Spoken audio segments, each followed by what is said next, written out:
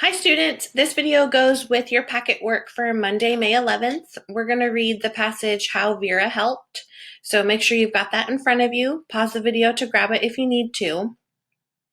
First thing we're going to do is I'm going to time you for a minute while you read it on your own.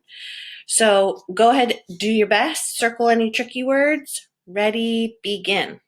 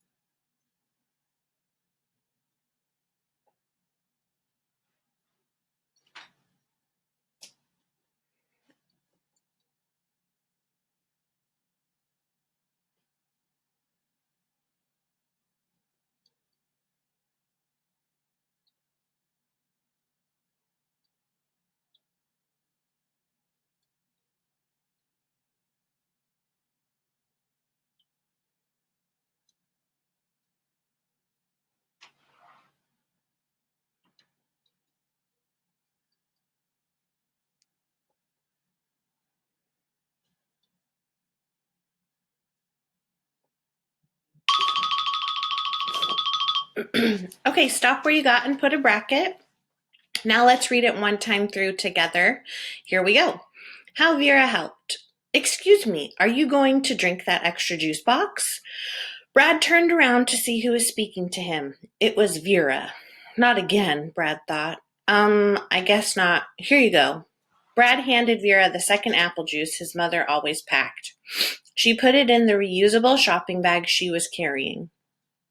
Thank you so much, she said, smiling, then marched to the next table.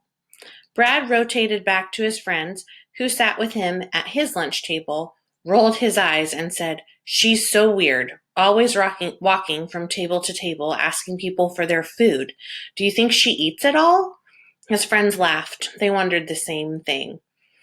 Vera had been collecting food since the beginning of the school year. The first time she had asked Brad for his leftover food had been back in September. Brad had been in the middle of deciding whether to eat his extra apple when Vera had asked him if she could have it. He had been so surprised by her request that he had just handed it to her. It was November now, and Brad was curious about what happened to all those juice boxes and food he gave away. Do you guys want to find out where all that food goes? Brad asked his friends. They didn't seem very interested, but it was a Friday afternoon and there wasn't any homework to do, so he decided to go alone. He'd follow Vera after school and see what happened. Next page.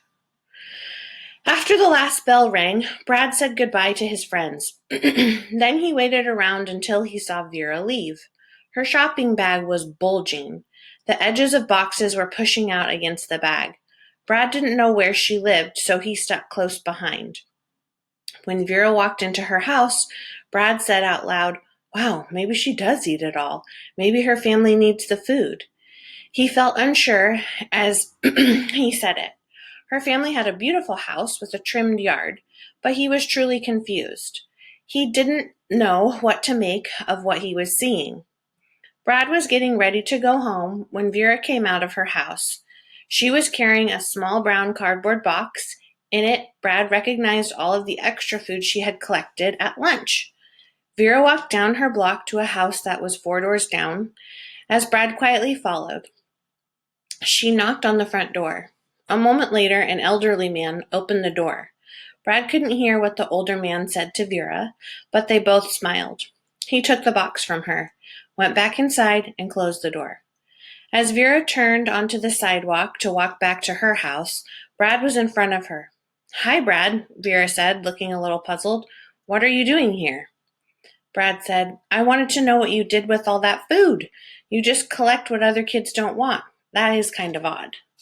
Vera explained that her family was friendly with some of the older people in her neighborhood, and she collected food to bring to them. Sometimes it's hard for them to leave their homes, she explained. Okay, that's not odd. That's a great idea, Brad said. What can I do to help? Okay, next job is you're going to answer these questions. So what kind of narrator does the story use? How do you know? So I want you to tell their Is the story coming from first person, a person in the story, or third person, a person outside of the story? What details at the end of the story help you figure out the narrator's point of view? So give me some clues from the end of the story about how you know it's in first person, like a person in the story, or third person outside of the story. So remember that first person is going to sound like, I did this and then I followed Vera. Third person is going to sound like Brad was following Vera someplace. So what are some clues that help you know that? And then what is the narrator's point of view? Okay. Then you're going to write a retell down here. Remember, keep it short and sweet. Get that main idea in there and your details in order. Practice the passage a few times. Pause the video now to do all of that. And when you're ready, come on back and read for a minute. All right, welcome back, guys. Let's do our final read. Come on, computer. There we go. Okay, so do your best job. Try to get a little further this time. Focus on any errors you got, and you'll do great. Ready? Begin.